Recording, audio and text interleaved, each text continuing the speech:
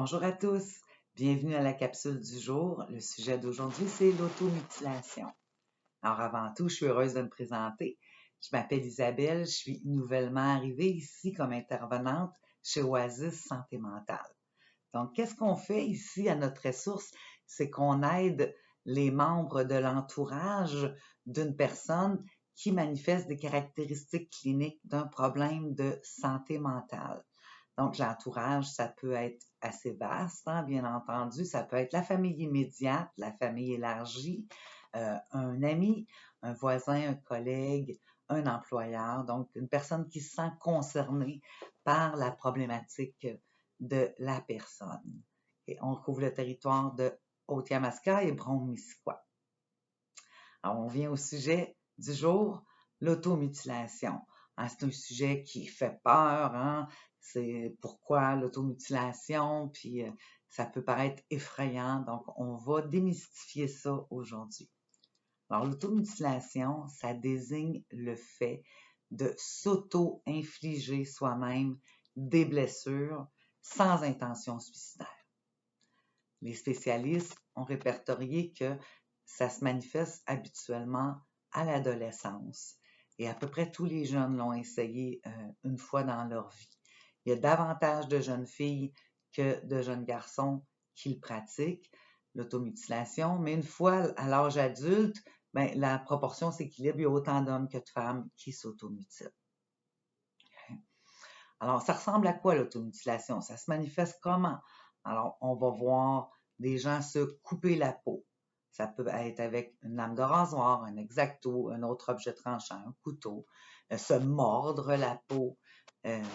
Ça peut être se gratter, hein? Se gratter la peau, à se poser des égratignures, après ça, gratter les croûtes qui commencent à se former puis empêcher la guérison, se brûler également. On va voir se tirer les cheveux, s'arracher les cheveux, prendre une légère surdose de poison ou de médicaments en quantité insuffisante là, pour donner la mort, se frapper la tête ou le corps contre des surfaces dures. Pourquoi les gens font ça? Hein, vous diriez-vous? Alors, c'est dans le but de faire face à une détresse intérieure, des situations que je juge trop pénibles et que j'arrive pas à composer avec. Parce que j'ai pas appris à faire face à ma détresse, j'ai pas développé les compétences pour exprimer adéquatement mon monde intérieur. Okay? Alors, les motifs sont ceux-là. Trop de détresse intérieure pour la gérer, j'y arrive pas. Alors, en m'infligeant une blessure, je vais temporairement détourner mon attention de ma tempête intérieure pour consacrer mon attention sur ma douleur physique. D'autres personnes, c'est parce qu'ils vivent un sentiment comme de torpeur, hein, comme de neutre. Ils sont pas bien avec ça. Alors, ils vont s'infliger une blessure, puis ainsi, dans ma douleur, ça me donne le sentiment d'être vivant. Parfois, c'est dans un sentiment de culpabilité ou d'être pas correct. Je me considère comme une mauvaise personne. J'ai fait quelque chose avec laquelle je suis pas bien. Je me sens pas à la hauteur. Je me sens pas adéquate. Je me juge incompétente. Peu importe. Dans le but de me punir, je vais m'infliger une blessure. Parfois, c'est pour obtenir un certain sentiment de contrôle. J'ai l'impression que dans ma vie, je contrôle rien, que j'ai pas de pouvoir. Donc, en me blessant moi-même, j'ai du pouvoir là-dessus, du pouvoir sur ma douleur, du pouvoir sur mon corps. Okay? Ça peut arriver qu'également une personne s'automutile dans le but de communiquer la détresse. Donc, voyez mes blessures, voyez comment je souffre. Qu'est-ce qui va conduire à ça? C'est difficile à évaluer hein, parce que le seuil de tolérance face à la souffrance est différent et naturellement, les outils pour y faire face sont pas tous les mêmes pour tout le monde. Donc, ça peut être suite à un échec, un sentiment de rejet, la fin d'une relation qui a entraîné une rupture douloureuse, des changements de vie importants, changement familial, changement d'école, changement de travail, peu importe la situation, ça peut me conduire à l'automutilation.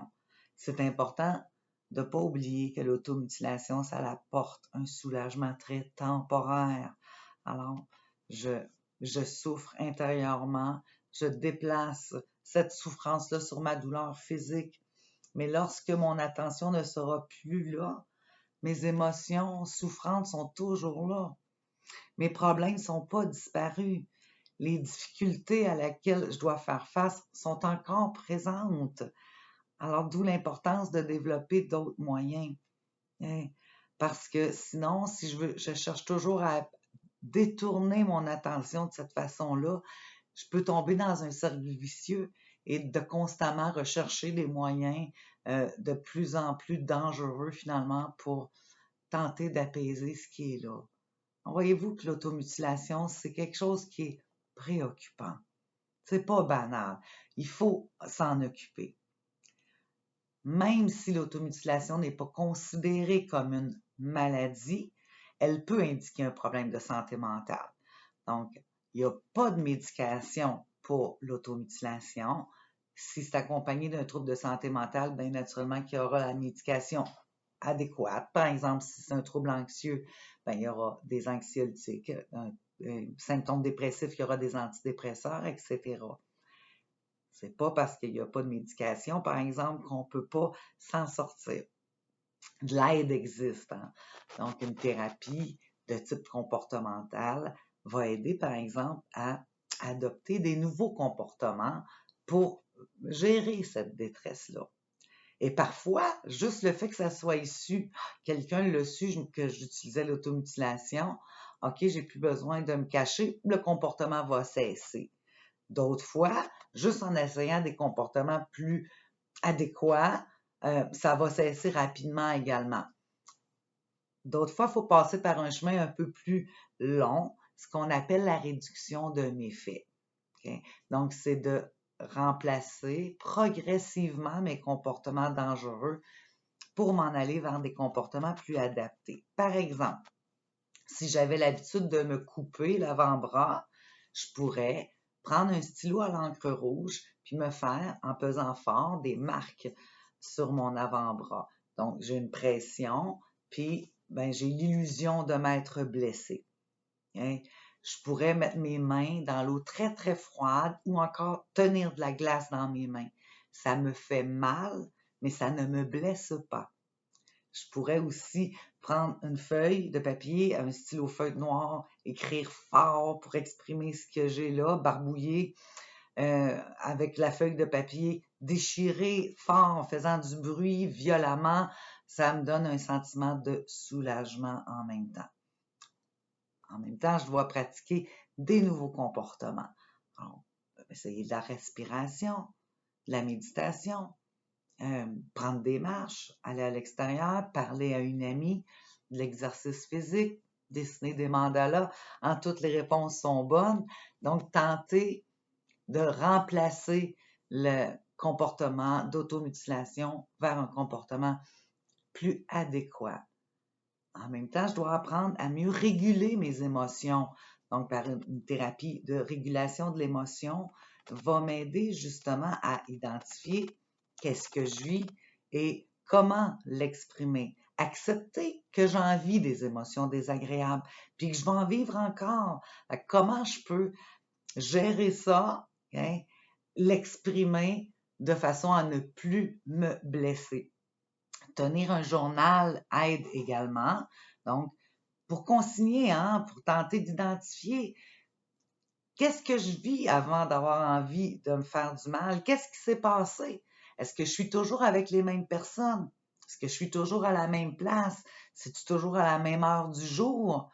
C'est-tu tout le temps dans des situations similaires? Le but est d'identifier l'émotion principale qui vient me déclencher l'envie de me faire du mal. Le journal sert également à établir les nouveaux comportements. Okay? Donc, il s'est passé telle situation, donc j'ai eu un conflit, ça m'a vraiment bouleversée, je me suis sentie pas correcte, j'ai eu peur d'être abandonnée, j'ai eu envie de me faire du mal, j'ai décidé de pas me faire du mal, j'ai plutôt respirer un moment et téléphoner à une amie pour en parler. Comment je me sens après? Est-ce que le résultat a été bon pour moi? Si c'est un moyen qui a fonctionné, ben je vais le répéter. Sinon, ben j'en explore un autre et à l'aide de mon journal, je continue comme ça. Alors, si vous-même vous pratiquez l'automutilation, ben je vous invite à demander de l'aide. De l'aide existe qui fonctionne. Et si vous êtes un membre de l'entourage, n'hésitez pas. N'hésitez pas à nous appeler. On peut vous venir en aide. L'aide existe dans la forme d'automutilation. Okay? Alors, j'espère que la capsule du jour vous a plu. N'hésitez pas à nous contacter au besoin. Je vous souhaite une magnifique journée. Au revoir.